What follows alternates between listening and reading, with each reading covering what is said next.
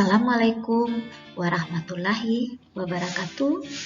Ketemu lagi dengan Bu Lestri pada mata pelajaran Otomatisasi dan Tata Kelola Keuangan. Dan pertemuan kali ini kita sudah membahas tentang KD kas kecil. Oke, apa itu kas kecil dan bagaimana pengelolaan kas kecil?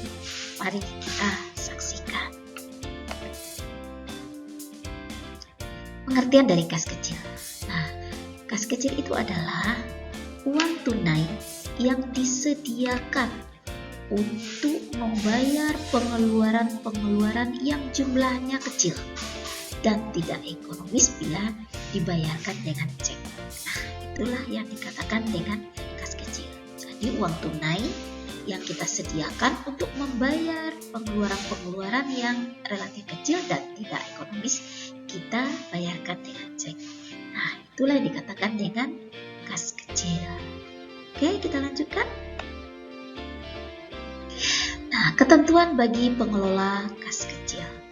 Yang pertama, pengelola dana kas kecil diserahkan kepada pemegang kas kecil yang bertanggung jawab terhadap pembayaran yang diambil dari dana kas kecil. Kemudian yang kedua, pengelolaan kas kecil tidak berhak menerima pembayaran dari pihak luar. Dan yang ketiga, dana yang dikelola hanya yang diterima dari pemegang kas besar atau pemegang kas umum. Nah, itulah ketentuan bagi pengelolaan kas kecil. Berikutnya, metode pencatatan dana kas kecil. Yang pertama, sistem dana tetap atau istilah lainnya yaitu Impress Fund System, atau kalau kita sering sebut di luar itu sistem Impress. Kemudian yang kedua yaitu sistem dana tidak tetap atau Fluctuating Fund System atau sistem dana tidak tetap. Jadi ada dua ya dalam metode pencatatan kas kecil. Kemudian perbedaan dana tetap dengan dana tidak tetap. Kita perhatikan nih, ada perbedaan di sini. Ini adalah dana tetap, yang sebelah sini adalah dana tidak tetap. Kalau dana tetap, saldo akun kas kecilnya adalah tetap. Kalau dana tidak tetap, saldo kas kecilnya berubah-ubah. Kemudian pencatatan hariannya atau bukti pengeluaran dicatat pada petty cash book atau petty cash record. Tetapi kalau dana tidak tetap, catatan harian atau bukti pengeluaran dicatat pada jurnal kas kecil atau petty cash journal. Oke. Selanjutnya perbedaannya adalah petty cash record pada sistem dana tetap berfungsi sebagai catatan tambahan. Tidak bisa dipakai untuk posting ke dalam buku besar. Tetapi dalam sistem dana tidak tetap, petty cash journal berfungsi sebagai book of original entry sehingga dapat dipakai untuk posting ke dalam buku besar. Nah, demikianlah perbedaan antara sistem dana tetap dan sistem dana tidak tetap. Berikut kita jelaskan perbedaan pencatatan sistem dana tetap dengan sistem dana tidak tetap kalau kita lihat dari angka-angka uangnya. Nah, kita perhatikan dalam sistem dana tetap terlebih dulu yang sisi sebelah kiri. Nah, ini Ibu contohkan adalah 2/1. Tanggal 2 bulan Januari. Kenapa tidak 1/1? Karena tanggal 1 tanggal merah. Oke, 2/1 dibentuk kas kecil sebesar 10.000.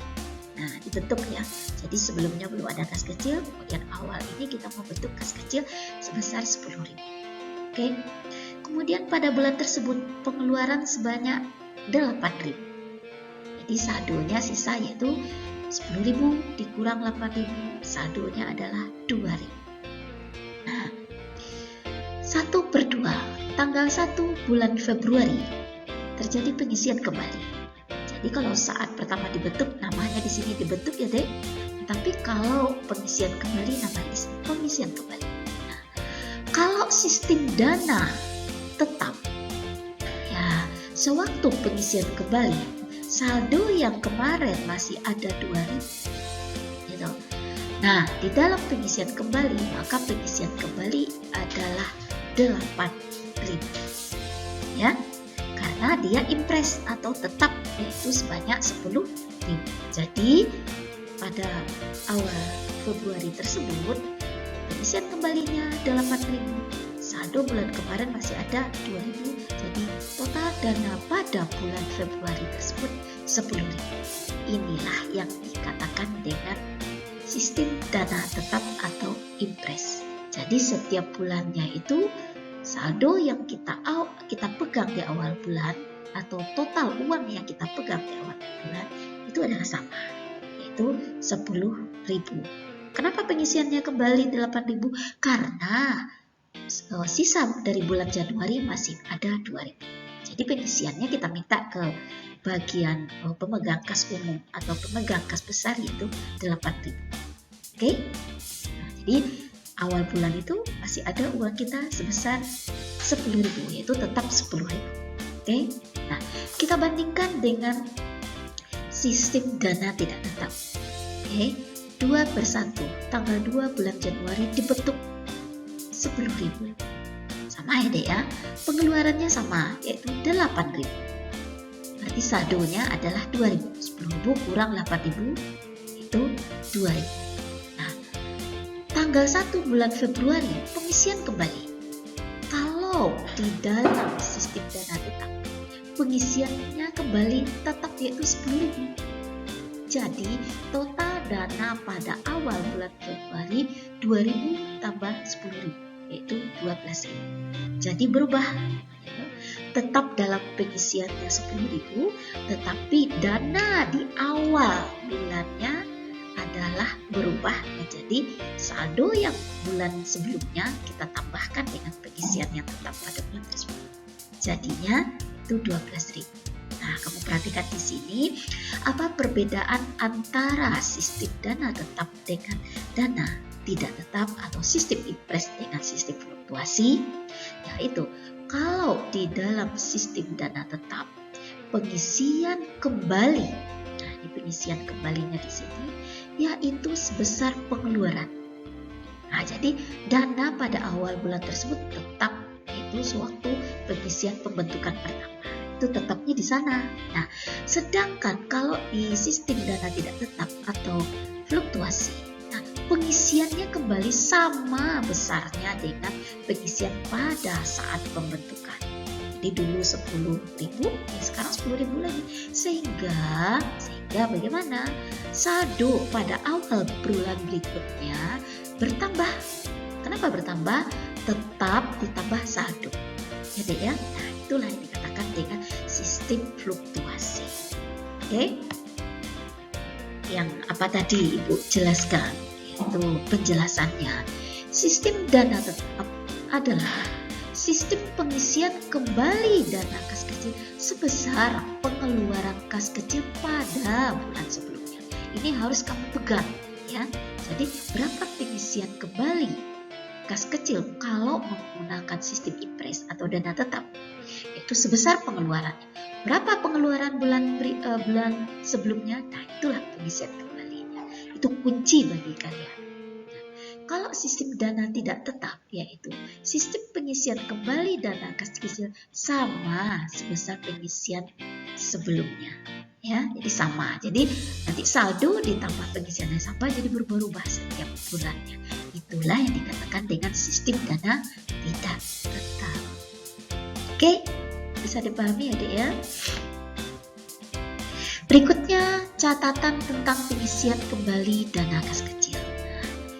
Perhatikan, pengisian dana kas kecil dilakukan dengan cara menukarkan bukti-bukti transaksi kepada kasir kas umum. Jadi kita kumpulin bukti-buktinya tersebut, kita tukarkan dengan pengisian kembali. Kemudian semua bukti-bukti pengeluaran kas kecil disusun dan dicocokkan jumlahnya dengan catatan atau laporan kas kecil. Jadi kita susun menurut ya kronologis. Jadi sama dengan arsip, kita susunnya dulu kronologis. Kronologisnya bagaimana? Tanggal 1 di atas, tanggal 2 di bawah, dan seterusnya sampai tanggal 30 atau 31 paling bawah. Nah, kronologis dalam penyusunan bukti-bukti transaksi di dalam kas kecil seperti itu. Oke. Ya, cukup sekian pada pertemuan kali ini, cuma sedikit materinya ya. Semoga kalian bisa paham atas apa yang Ibu jelaskan. Mohon maaf Ibu atas segala kekurangan. Wassalamualaikum warahmatullahi wabarakatuh. Semangat dan sehat selalu. Oke?